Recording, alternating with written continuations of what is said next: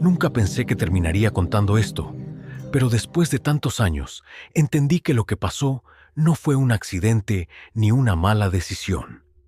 Fue algo que ya estaba ahí, esperando. Salí de Honduras con la idea de cruzar México rápido, trabajar un tiempo y llegar al otro lado. No iba buscando problemas, solo una oportunidad. Éramos 12 personas cuando iniciamos el camino por el desierto del norte. Al final, solo 5 salimos. El coyote nos advirtió desde el inicio que no habláramos de noche, que no gritáramos, que no respondiéramos si escuchábamos voces. Pensé que era para evitar a la migra o a grupos armados. Nunca imaginé que se refería a otra cosa. Caminábamos de madrugada, descansábamos de día.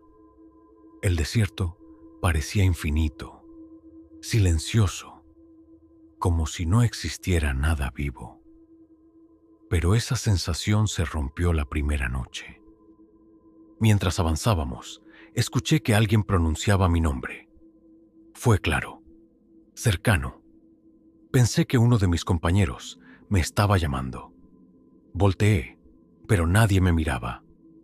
El coyote se dio cuenta de inmediato. Me agarró del brazo con fuerza y me dijo en voz baja que no volteara, que siguiera caminando. Me dijo que no era la primera vez que pasaba, que el desierto aprendía los nombres. Esa noche, uno de los muchachos se separó del grupo. Juró que vio una luz entre las dunas, como una fogata. Dijo que había personas. Cuando nos dimos cuenta, ya no estaba. El coyote no quiso buscarlo. Dijo que si alguien se iba, ya no regresaba igual. Seguimos caminando. Al segundo día, encontramos huellas alrededor de nuestro campamento. No eran de animales. Eran pies humanos, descalzos, marcados profundamente en la arena. Rodeaban nuestras mochilas, como si alguien nos hubiera observado mientras dormíamos. Nadie habló de eso, pero todos las vimos. La tercera noche fue la peor. El viento trajo sonidos extraños.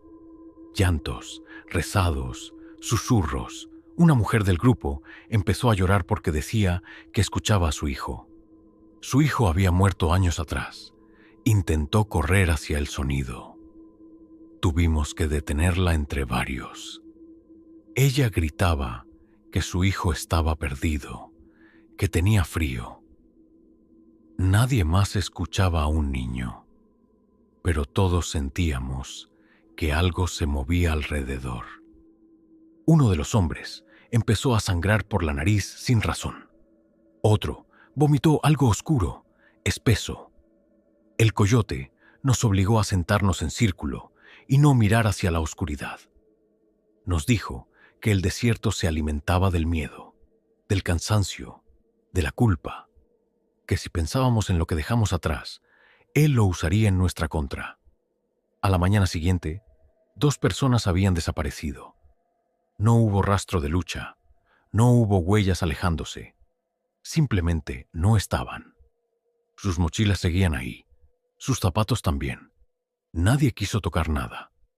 Seguimos avanzando porque no había otra opción.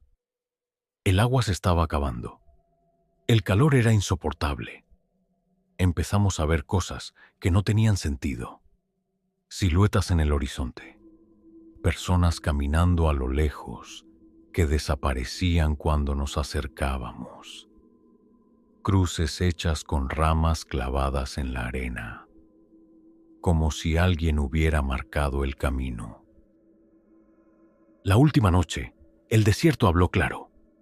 No con voces humanas, sino con algo más profundo. Un sonido bajo, constante, como un murmullo que salía de la tierra. Uno de los compañeros se arrodilló y comenzó a rezar. Otro se quedó inmóvil, mirando al cielo. Yo sentí que algo me observaba desde abajo, desde la arena misma. Cuando amaneció, éramos 5. El coyote nos llevó hasta una carretera y nos abandonó. Dijo que ya no podía seguir, que el desierto había cobrado lo suyo. Nunca volví a saber de los otros. A veces, cuando cierro los ojos, escucho mi nombre otra vez. Y sé que si algún día regreso, no saldré vivo jamás. Nunca quise contar esto porque durante mucho tiempo pensé que nadie me iba a creer. Pero después de ver otros relatos parecidos, entendí que no fui el único. Mi historia ocurrió en el sur de México, cuando intenté cruzar como migrante usando el tren de carga. No diré fechas exactas ni lugares específicos, porque todavía hay cosas que me dan miedo. Pero lo que pasó fue real. Yo viajaba solo. Había salido de El Salvador y ya llevaba semanas avanzando como podía. Dormía donde me agarraba la noche. Comía cuando podía. Y aprendí rápido que el tren era la única forma de avanzar grandes distancias sin dinero. La gente lo llamaba la bestia. Y no era solo por lo peligroso de subirse. Había algo más. La primera vez que subí, todo fue normal. Gente cansada, mochilas viejas, miradas perdidas. Nadie hablaba mucho. Todos sabíamos que mientras menos atención llamáramos, mejor. Pero en el segundo trayecto ocurrió algo extraño. Subí de noche, junto con otras 7 personas. Nos acomodamos como pudimos entre los vagones. El tren arrancó lento, con ese ruido metálico constante que no te deja pensar. Al principio, todo era normal. El problema empezó cuando noté que había alguien más. No lo vimos subir, simplemente estaba ahí. Era un hombre sentado al fondo del vagón. Tenía ropa vieja, muy sucia, como si llevara semanas viajando. No levantaba la cabeza. Pensé que solo era otro migrante más. Nadie le habló. Nadie le pidió espacio. Algo en él hacía que todos lo evitáramos. Pasaron las horas y el tren no se detenía. En un punto, una mujer intentó moverse del lugar porque decía que sentía frío. Cuando pasó cerca del hombre, se quedó paralizada. Regresó a su sitio sin decir palabra. Tenía la cara blanca. Le preguntamos qué había visto. Solo dijo: «Ese hombre no respira». Pensamos que estaba exagerando, el cansancio, el miedo. Pero empecé a fijarme. El hombre no se movía, no cambiaba de postura, no reaccionaba al ruido. El tren frenaba, avanzaba, vibraba, y él seguía exactamente igual. Uno de los muchachos se acercó con cuidado. Le habló. No hubo respuesta. Extendió la mano para tocarlo y la retiró de golpe. Dijo que estaba helado, como muerto. En ese momento, el tren entró en un túnel. Todo quedó oscuro. El ruido se amplificó. El aire se volvió pesado. Y entonces lo escuchamos. Un suspiro. Largo, profundo, demasiado cercano. Cuando salimos del túnel, el hombre ya no estaba en el fondo del vagón. Estaba de pie, en medio, mirándonos. Sus ojos estaban abiertos, pero no tenían brillo. Su boca se movía lentamente, como si intentara hablar, pero no salía sonido. El pánico fue inmediato. Uno intentó saltar del tren en movimiento. Otro comenzó a rezar en voz alta. El hombre dio un paso hacia nosotros. Solo uno. Y sentí una presión en el pecho, como si algo me aplastara por dentro. De pronto, el tren se detuvo bruscamente. La figura cayó hacia atrás y desapareció entre los vagones. Nunca vimos un cuerpo. Nunca escuchamos un golpe. Solo quedó un olor extraño, como humedad vieja, como ropa guardada durante años. Bajamos del tren en cuanto pudimos. Nadie quiso seguir. Caminamos hasta un poblado cercano y nos separamos. Nunca volví a ver a esas personas. Tiempo después, en otro refugio, escuché a un hombre contar algo parecido. Decía que había visto a personas que subían al tren sin bajar nunca, que el tren cargaba con los que murieron en el camino. que a veces se sentaban contigo, que a veces te hablaban, que a veces te seguían hasta que tú también te quedabas. Desde entonces, cada vez que escucho un tren de noche, siento que alguien me observa.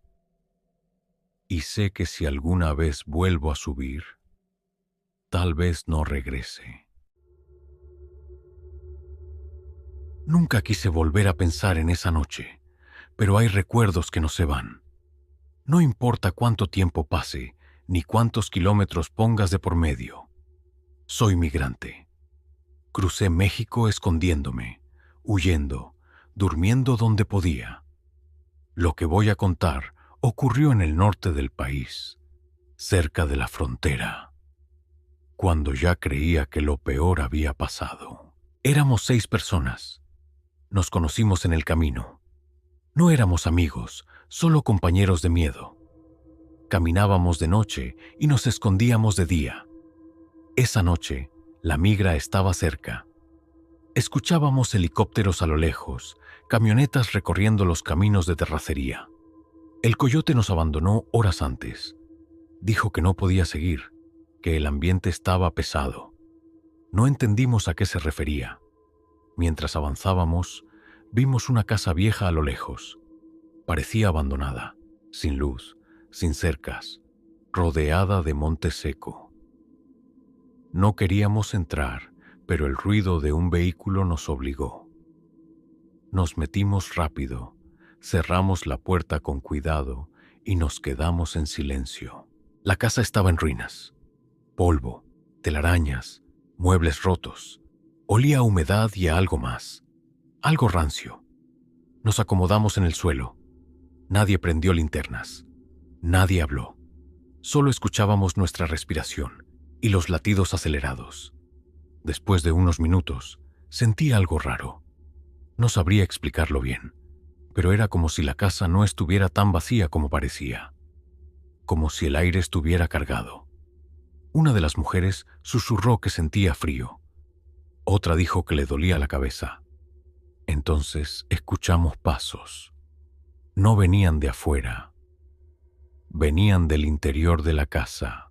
Pensamos que quizá alguien más se había escondido ahí antes. Un migrante, un vagabundo. Intentamos convencernos de eso. Pero los pasos no eran normales. Eran lentos, pesados, arrastrados, como si alguien caminara descalzo sobre el piso de tierra.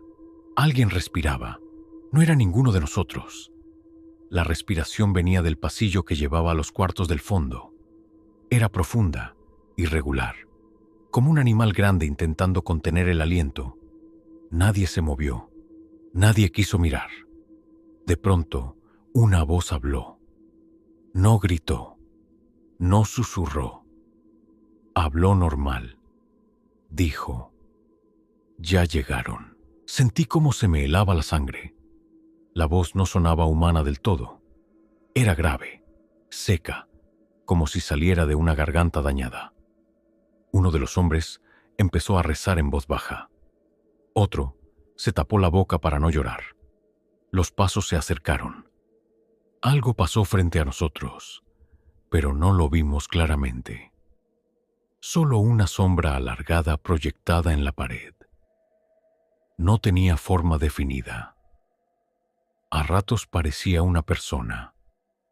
A ratos parecía demasiado alta, demasiado torcida. La voz volvió a hablar.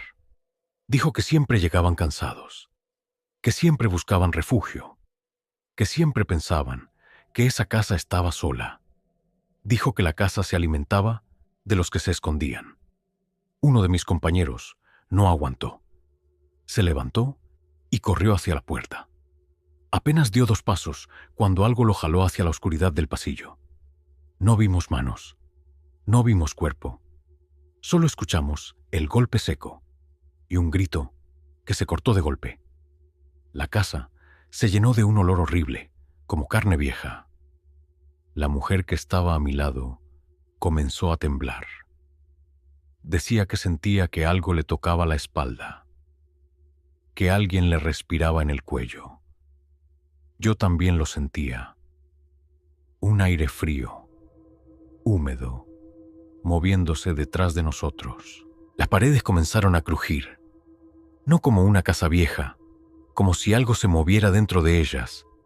Escuchábamos golpes desde el techo, desde el suelo, desde todos lados al mismo tiempo.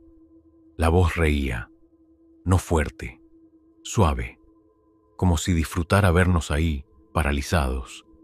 Dijo que no éramos los primeros, que muchos habían pasado por ahí, que algunos todavía estaban dentro de la casa, que otros se habían quedado en los muros, en el piso, en el aire.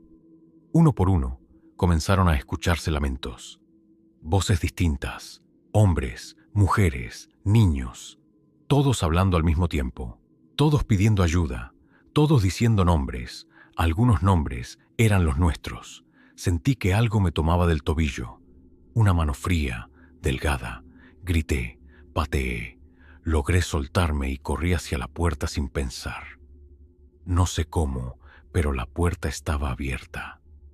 Salí al monte y corrí sin mirar atrás.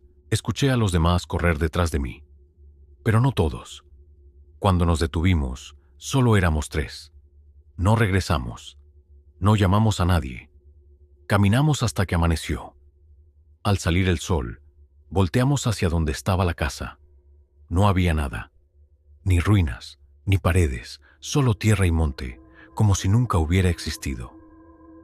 Días después, ya del otro lado, escuché a un hombre contar una historia parecida. Decía que había casas que no aparecían en los mapas.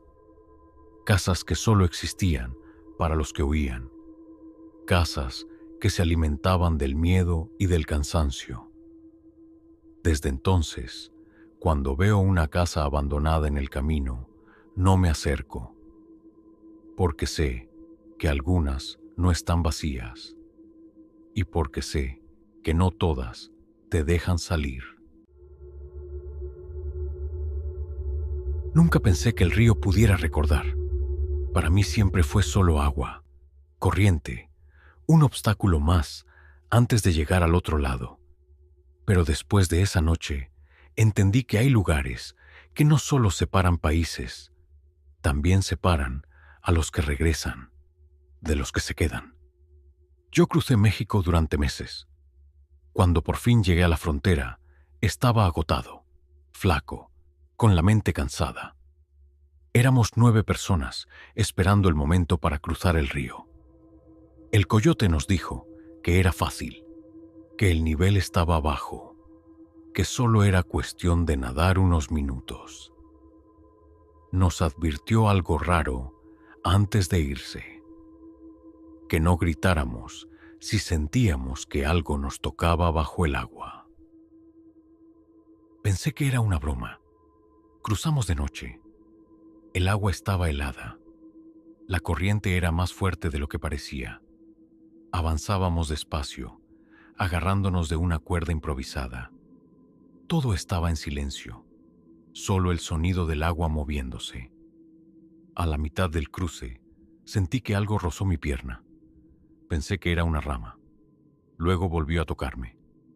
No fue un golpe. Fue como una mano deslizándose lentamente, como si alguien probara si estaba vivo. Sentí un escalofrío que no tenía nada que ver con el frío del agua. Quise gritar, pero recordé la advertencia. Seguí avanzando. Uno de los muchachos detrás de mí empezó a respirar agitado. Decía que algo lo estaba jalando, que sentía peso en los pies.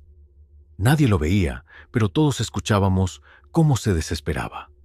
De pronto, soltó la cuerda. El agua lo cubrió.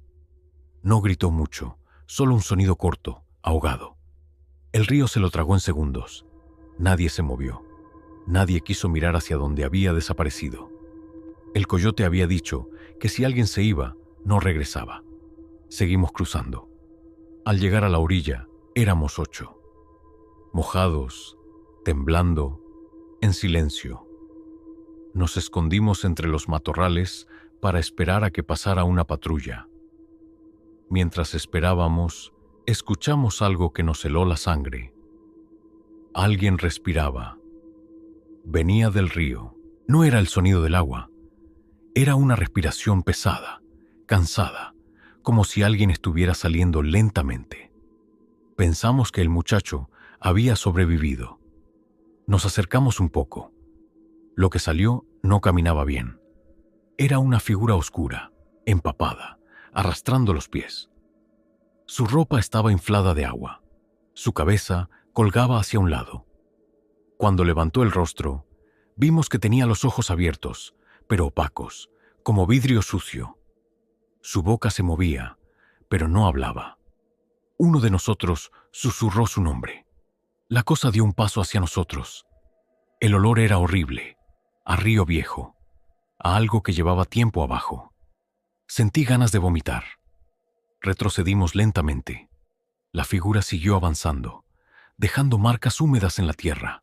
Entonces habló, no con su voz. Dijo que el río estaba lleno, que había muchos esperando, que no todos podían pasar, que algunos tenían que quedarse para ayudar a los demás a cruzar. Otro de los compañeros empezó a llorar. Decía que sentía algo agarrándole los pies, aunque estaba en tierra firme. Gritó y cayó al suelo. Vimos cómo su cuerpo se arrastraba hacia atrás, como si manos invisibles lo jalaban de regreso al agua. Desapareció entre los matorrales. La figura sonrió. Corrimos. No sé cuánto tiempo corrimos. Perdimos mochilas, zapatos, todo. Cuando por fin nos detuvimos, solo quedábamos 5. Nadie habló. Nadie quiso recordar los nombres de los que se quedaron. Logré cruzar. Pasé días escondido, trabajando, sobreviviendo. Pero desde esa noche, algo no me dejó en paz. A veces, cuando me baño, siento que el agua se queda fría de golpe. A veces, cuando duermo, escucho respiraciones cerca. Y algunas noches sueño que estoy de nuevo en el río, mirando hacia abajo, viendo manos salir del fondo, buscando piernas nuevas. He conocido a otros migrantes que dicen lo mismo, que el río no solo se lleva cuerpos, que se queda con algo más, que algunos regresan, pero no completos. Por eso escribo esto, porque sé que el río sigue esperando, y porque sé que algún día, cuando vuelva a escuchar esa respiración, no voy a poder correr.